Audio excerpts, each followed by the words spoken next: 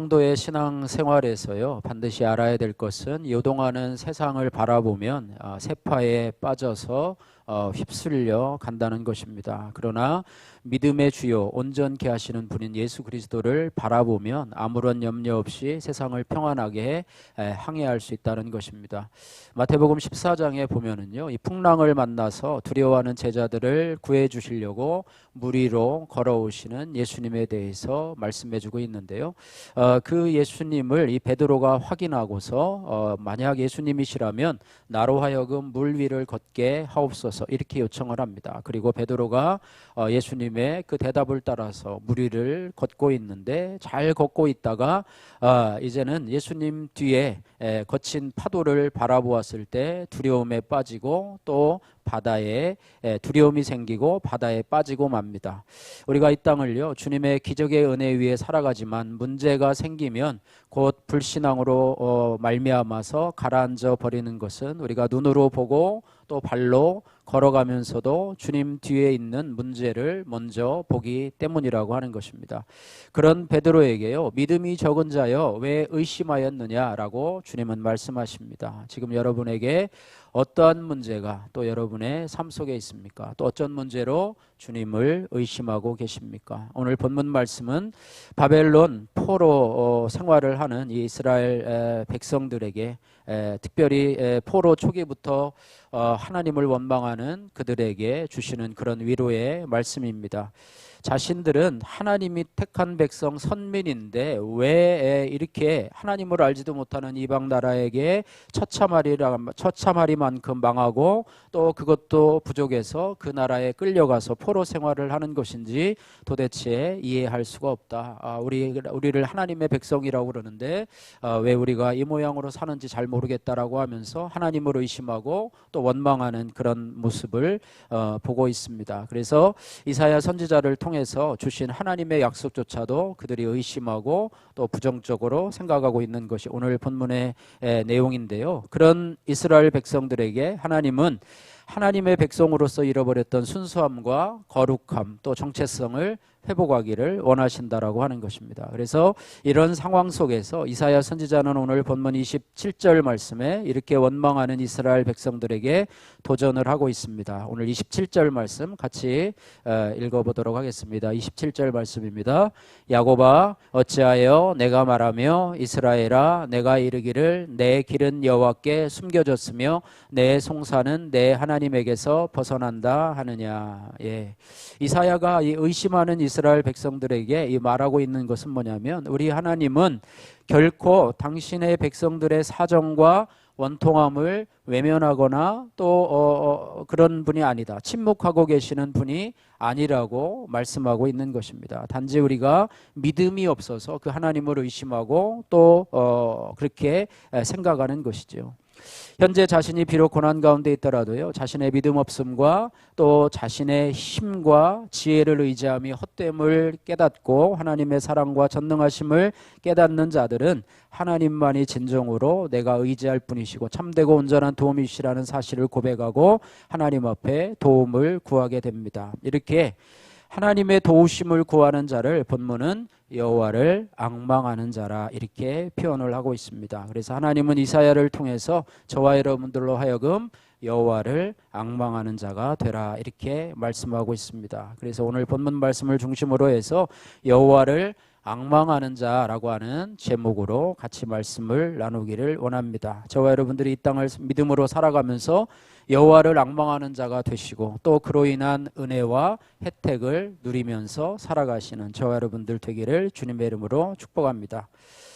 이사야 선지자는요, 오늘 31절 말씀에 여호와를 앙망하는 자라고 하는 표현을 쓰면서 우리들에게 저와 여러분들에게 여호와를 앙망하는 자가 되라 이렇게 권면을 하고 있습니다. 이 여호와를 앙망하는 자라고 하는 것은요, 원어상으로는 이 앙망하다라고 하는 단어는요, 여호와를 참을성 있게 기다리는 그런 뜻이 있고요. 또 위를 쳐다보면서 여호와를 바라보는 것, 대망하는 것, 뭐 이런 것을 가지고 있습니다. 동일한 단어가요, 다른 성경에 쓰인 것을 보면은요, 욥기 3장 9절 말씀에 이렇게 말씀하고 있습니다.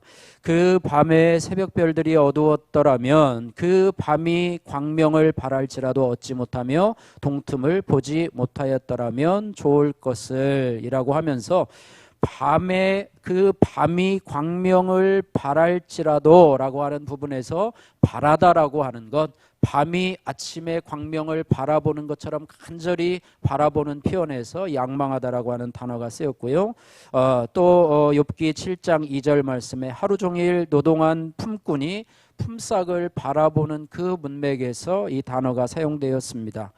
욥기 7장 2절을 보시면 종은 저녁 그늘을 몹시 바라고 품꾼은 그의 삭슬 기다리나니 이렇게 말하고 있습니다. 그리고 고난 가운데서도 여호와 하나님의 도우심을 대망한다라고 하는 그런 시편의 말씀에서도 이 단어가 사용되었습니다. 시편 25편 5절 말씀에 주의 진리로 나를 지도하시고 교훈하소서. 주는 내 구원의 하나님이시니 내가 종일 주를 기다리나이다 라고 할 때, 내가 종일 주를 기다리나이다 라고 할 때 이 단어가 사용되었습니다. 그래서 여호와를 앙망한다고 하는 것은 간단히 말하면 여호와 하나님을 기다린다고 하는 그런 의미입니다. 특별히 기다리되 여호와께서 도와주시는 때를 기다린다라고 하는 의미를 가지고 있습니다. 그래서 우리 성도들의 믿음이 또 성도들의 신앙이 어디에 있는가? 바로 여기에 있습니다. 바로 하나님의 도우심을 기다린다고 하는 것, 이것이 바로 우리의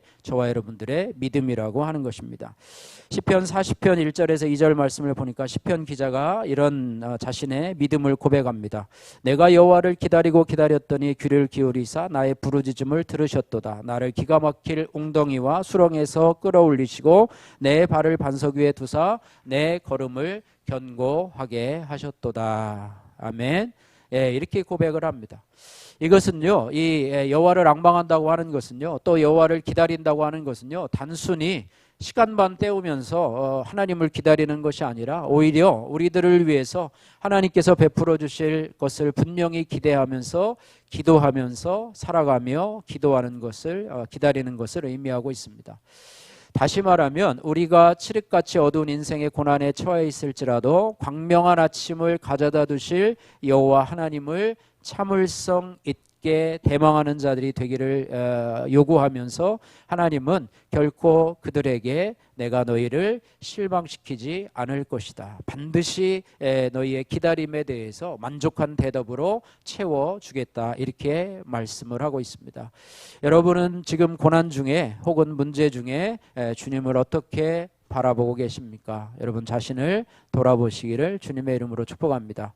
그러면 이 하나님께서 여호와를 이 앙망하는 자들에게 어떠한 은혜를 주시는가 우리가 두 가지로 살펴보기를 원합니다. 첫 번째로 여호와를 앙망하는 자에게는요 새 힘을 주신다라고 말씀하고 있습니다. 31절 말씀에 여기 다 한 절 말씀에 다 나와 있는데요. 31절 말씀에 보시니까 오직 여호와를 앙망하는 자는 새 힘을 얻으리니 독수리가 날개치며 올라감 같을 것이요. 이렇게 말씀하고 있습니다. 새 힘을 주신다 말씀하고 있는데요.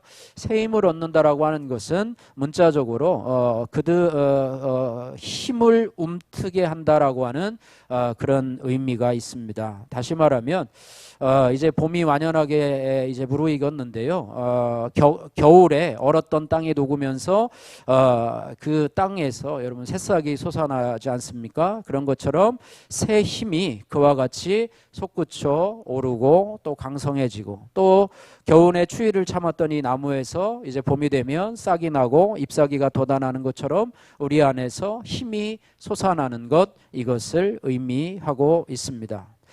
여호와를 앙망하는 자에게는요 절망 중에서도 그 안에 새 힘이 솟아나게 할 것이다, 이렇게 하나님께서는 약속을 하고 있는 것입니다. 여러분 아마 이런 경험을 아마 해보셨을 것입니다. 여러분 예배 나오시기 전에는 물론 예배 나오시기 물론 예배 나오는데 어려움이 없는 분들은 모르겠지만은요 예배 나올까 말까 고민하고 갈등하던 분들은 또 예배 나오기 전에는 좀 이렇게 좀 마음이 거칠고 또 뭔가 좀 두려움이 있고 염려가 있지만은 그런 마음으로 침체된 마음으로 예배를 왔는데 예배 드리고 또 은혜 받고 나면 예배드리고 나갈 때는 뭔가 내 안에 새로운 힘이 솟는 그런 느낌, 그런 것들을 아마 경험하셨을 것입니다. 물론 하나님은 당신을 의지한다고 당장 이 암울하고 고통스러운 환경 자체를 하루아침에 바꾸시지는 않는 것 같습니다. 물론 그런 경우도 있지만 대부분은 그렇지 않아요. 우리가 기도하고 어려운 기도 제목이 있지만 그것이 다음날 아침에 또 기도하고 바로 눈을 뜨고 아멘하면 그것이 당장 고쳐지는 것 같지는 않아요. 그럼에도 불구하고 그 하나님을 지속적으로 앙망하고 바라보고 의지하는 자들에게는 샘솟듯 솟구치는 능력과 또 왕성하고 지속적인 생명력을 부여하신다고 하는 것입니다. 그러므로 고난 중에 있더라도 인생의 풍랑 속에 내가 있더라도 여전히 하나님을 바라보고 앙망하고 의지하는 주의 백성들 되시기를 주님의 이름으로 축복합니다. 하나님의 백성은요, 매일매일 하나님 주시는 능력과 생명력을 갖고 현실의 어려움 속에서도 낙심하지 않고 오히려 그 어려움 속에서도 더 힘있게, 더 능력있게 살아가는 자라고 하는 것입니다. 이사야는 이런 비유로 오늘 31절 말씀해 보니까 저희들이 지금 읽었는데요. 오직 여호와를 앙망하는 자는 새 힘을 얻으리니 독수리가 날개치며 올라감 같을 것이요.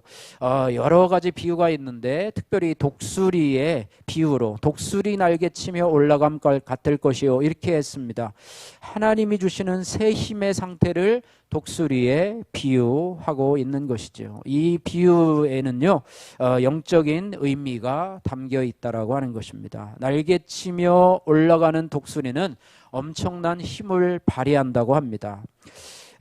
조류 연구가에 의하면요, 이 앉아 있을 때에는 이 독수리나 또 매나 비둘기나 그 크기나 모양이 약간 다를 뿐이지 그 외에는 별로 다를 게 없다고 그래요.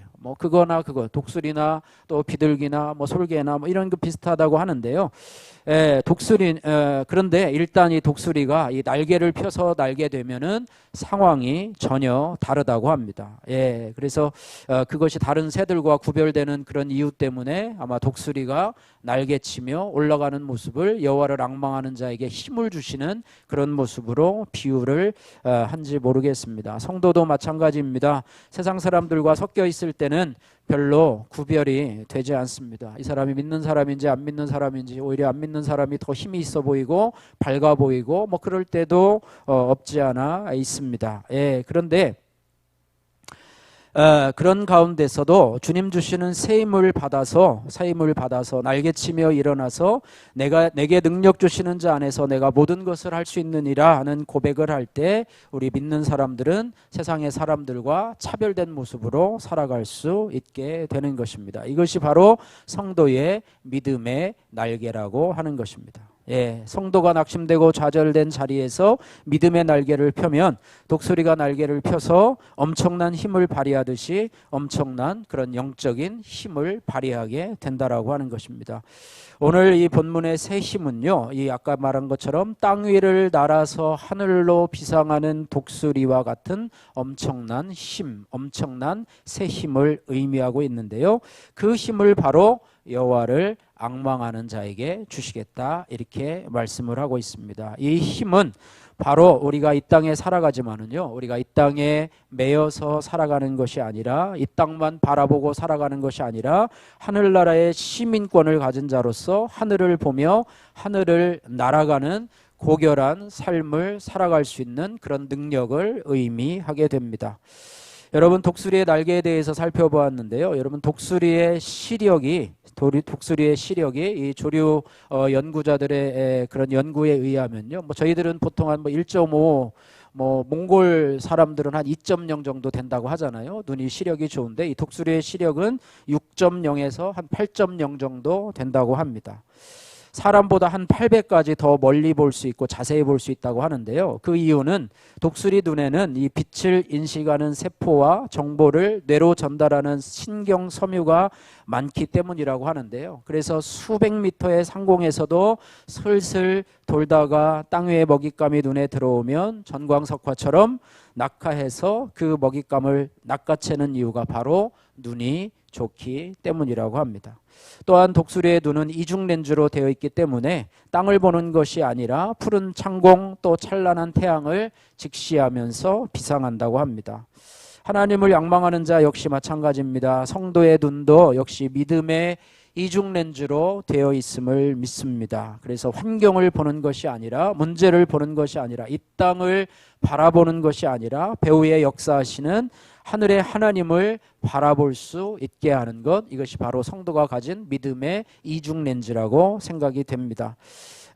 땅만 바라보며 살아가는 세상 사람들과는 다르게 하늘까지도 바라볼 수 있는 믿음의 이중 렌즈를 주신 하나님 앞에 감사하며 이것을 여러분들 늘 활용하며 살아가시기를 주님의 이름으로 축복합니다.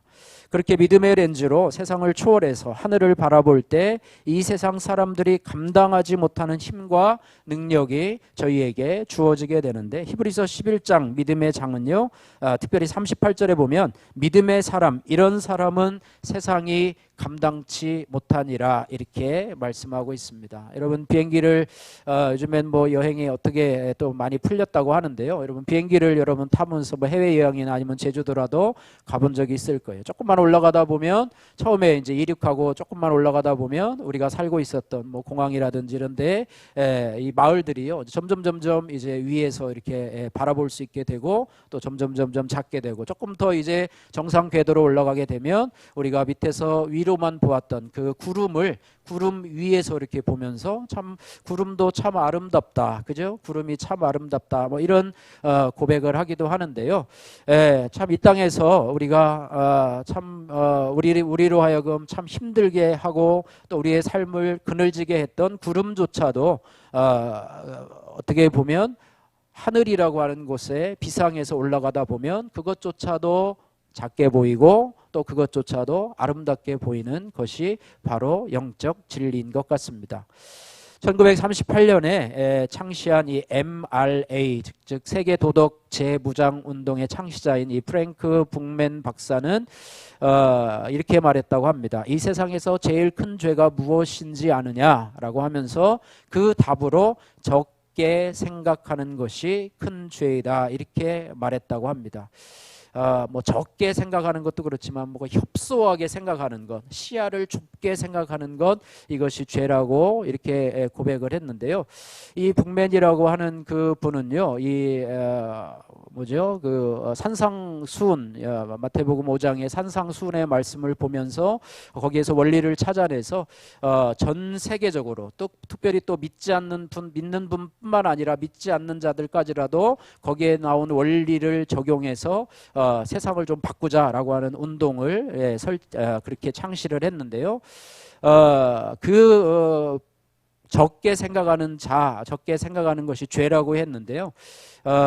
역사를 긴 안목으로 보지 않고 짧은 안목으로 보는 자에 대한 지적이고요. 또 영원하신 하나님, 전능하신 하나님을 바라보지 않고 유한한 세상만을 바라보는 사람에게 어떻게 보면 그런 사람을 향해서 어떤 지적했던 그런 말이 아닌가, 이렇게 생각이 됩니다. 시편 121편 1절 말씀에 내가 산을 향하여 눈을 들리라, 나의 도움이 어디서 올꼬, 나의 도움이 천지를 지으신 여호와에게서로다, 이렇게 말씀을 하고 있습니다. 우리는 믿음의 눈을 들고요, 여호와를 앙망하며 믿음의 주요 온전케 하시는 이는 예수 그리스도를 바라보는 그런 저와 여러분들, 또 그를 통해서 오시는 새 힘을 경험하는 저와 여러분들 되어야 될 줄로 믿습니다. 여호와를 앙망하는 자가 되셔서 여러분 날려고 날개만 파닥거리는 것이 아니라 독수리들이 날개를 활짝 펴서 하늘의 거대한 기류를 이용해서 활공하는 것처럼 여러분 더 높은 곳에서 더 온전하게 하나님의 능력을 의지하며 경험하는 그런 차원 높은 삶, 또 복되고 영광스러운 삶을 살아가시기를 주님의 이름으로 축복합니다. 자, 그 다음에 두 번째로 여호와를 앙망하는 자에게는요, 피곤치 않게 하신다, 이렇게 말씀을 하고 있습니다. 오늘 30절 말씀을 보시면요, 아까 읽었는데요, 30절 말씀을 보면 소년이라도 피곤하며 곤비하며 장정이라도 넘어지며 쓰러지되, 이렇게 기록을 하고 있습니다. 이 말은요, 근본적으로는 무슨 말을 의미하냐면 이스라엘 백성들이 이 바벨론 포로에서 돌아오는 길이 그만큼 어렵고 힘들다는 것을 의미하고 있습니다. 예, 한창 자라는 이 소년들에게요, 피곤하다, 곤비하다라는 말은 잘하지 않는 것을 보게 됩니다. 그리고 여기 장정이라고 하는 것은요, 이 바울임이라고 하는 그런 뜻인데요, 임무 수행을 위해서 특별히 뽑힌 장정을 말하고 있습니다. 그러니까 보통 일반적인 사람들 중에서도 체력이 건장하고 건강한 사람들, 어떤 특수한 임무를 부여받고 뽑힌 사람들, 뭐 해병대나 뭐 특수 뭐 부대 뭐 이런 군인들로 얘기하면 뭐 그런 정도가 되겠죠. 가나안 정복을 위해서 뽑힌 12명의 정탐꾼과 같은 뭐 그런 뽑힌 사람들을 장정이라는 표현을 쓰는데요. 교회로 말하면 일반 평신도뿐 아니라요, 평신도가 아니라 그들에게 어떻게 보면은 선출된 어떤 장로 직분이나 권사나 뭐 안수집사 또 구역장들 뭐 이런 어떤 뽑힌 사람들을 의미하고 있는데요. 여러분, 소년이라도요, 또 장정이라도요, 때로는 피곤합니다. 인간이기 때문에 피곤하고 넘어지며 자빠질 수 있다라고 하는 것을 의미하고 있습니다. 여러분, 언제 피곤하십니까? 아침부터 저녁까지 힘든 일을 하면 참 피곤하죠. 육신이 피곤한데요, 그것보다 더 피곤하고 힘이 없는 것은 어떤 때인가 하면 희망이 없을 때 많이 피곤합니다. 또 소망이 없을 때 피곤하지요. 여러분은 지금 무엇 때문에 여러분 피곤하십니까? 여러분 무엇 때문에 힘들어하고 계십니까? 이사야는요, 성도들이 이 피곤에서 벗어나는 방법을 오늘 제시하고 있는데요, 우리의 삶에서 피곤함에서 벗어나서 능력과 힘을 얻는 비결이 뭐냐? 30절 말씀, 31절 말씀에 보니까 소년이라도 피곤하며 곤비하며 장정이라도 넘어지며 자빠지되 오직 여호와를 앙망하는 자는 새 힘을 얻으리니 라고 말하면서 여호와를 앙망하라 라고 말씀하고 있습니다. 아까랑 뭐 반복되는 말씀인 것 같지만은요, 여호와를 앙망하면 피곤해서 벗어날 수 있다라고 하는 것입니다. 이 앙망이라고 하는 단어, 아까는 뭐 바라본다라고 하는데요, 원래 또 의미 가운데 하나가 어떤 뜻이 있냐면 비틀어서 하나를 묶는다라는 뜻을 가지고 있는데요, 사람이 너무 기다리고 소망하고 바라다 보면 우리 몸이 비틀리는 것처럼 느껴질 수가 있습니다.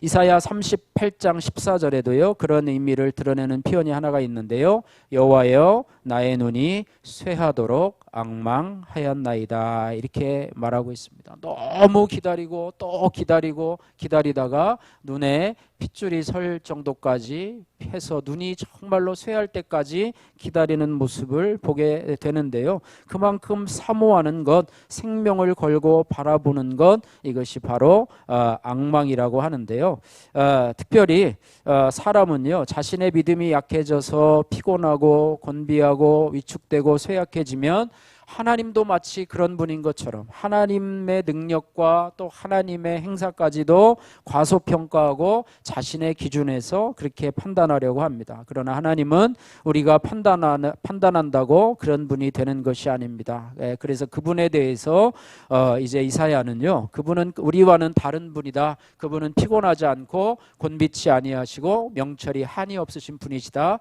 라고 말씀을 하시면서요, 28절 말씀에 이렇게 기록을 하고 있습니다. 우리 28절 말씀 같이 한 목소리로 읽도록 하겠습니다. 너는 알지 못하였느냐? 듣지 못하였느냐? 영원하신 하나님 여호와 땅끝까지 창조하신 이는 피곤하지 않으시며 곤비하지 않으시며 명철이 한이 없으시며, 명철이 한이 없으시며 이렇게 말하고 있습니다. 그런 하나님께서는요, 창조하실 때에도 피곤하지 않으셨고요, 또 그가 창조하신 세계를 붙들고 운행하고 계시지만은 결코 피곤을 느끼지 아니하시고 능력과 명철이 한계가 없으셔서 그로 인해서 고민하며 갈등하는 일도 없으신 그런 하나님이시라고 하는 것입니다.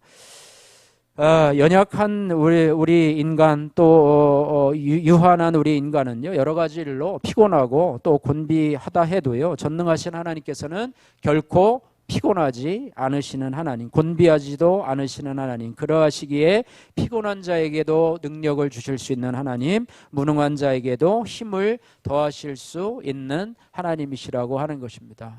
그래서 피곤하지 않는, 여호와를 앙망하는 자에게 피곤하지 않게 하시는 능력을 주시는 하나님이 바로 저와 여러분의 하나님이시라고 하는 것입니다. 말씀을 정리하겠습니다. 자신의 인생을 자기 자신을 인생의 주인으로 삼고 이 땅이 전부인 것처럼 땅만 바라보고 고난 중에 문제만 바라보고 살아가면은요, 항상 요동하게 되고 또한 피곤한 삶을 살 수밖에 없습니다. 예. 그리고 하나님 주시는 힘으로 살지 않고요, 내 열심으로 또 내 의로 살려고 하다가는 결국 피곤해서 탈진하게 된다라고 하는 것입니다. 성도는요, 극히 어려울 때 낙심할 것이 아니라 그때를 오히려 하나님을 더욱더 앙망하고 바라볼 수 있는 기회로 만들 줄 알아야 될 줄로 믿습니다.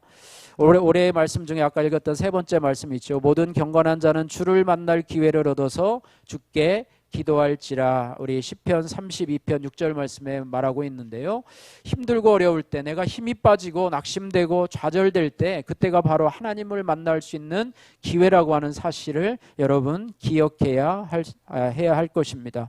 루터는 이렇게 말했어요. 낙심할 만한 때일수록 하나님의 도우심이 가까운 때이다, 이렇게 말해요. 그죠? 어두움이 더 깊을수록 이제는 새벽이 가까운 것이다 라고 하는 것처럼, 여러분 너무나 힘들고 어려울 때는요, 하나님께서 도우심이 이제 임박했다고 하는 것을 여러분 알려주고 있습니다. 하나님은 우리를 시험하시되 우리가 감당하지 못할 시험을 허락하지 아니하시고 우리가 감당하지 못할 즈음에 피할 길을 내어주시는 하나님이세요.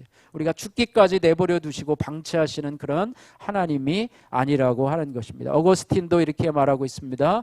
하나님께서 우리 기도를 속히 성취하여 주시지 않는 이유는 우리로 하여금 더욱 간절히 원하도록 하시려는 까닭이다. 예, 하나님을 더 앙망하도록 우리를 새롭게 하시려는 의미라, 이렇게 말씀하고 있습니다. 시편 42편 5절에 내 영혼아 어찌하여 낭망하며 어찌하여 내 속에서 불어나야 하는고 너는 하나님을 바라라. 그 얼굴의 도우심을 인하여 내가 오히려 찬송하리라, 이렇게 고백을 하고 있습니다. 바라기는요, 힘들고 어려운 문제가 있다고 해도 여러분 여호와를 앙망하는 자가 되시기를 기도하고 노력하고 또 그렇게 살아가시기를 주님의 이름으로 축복합니다.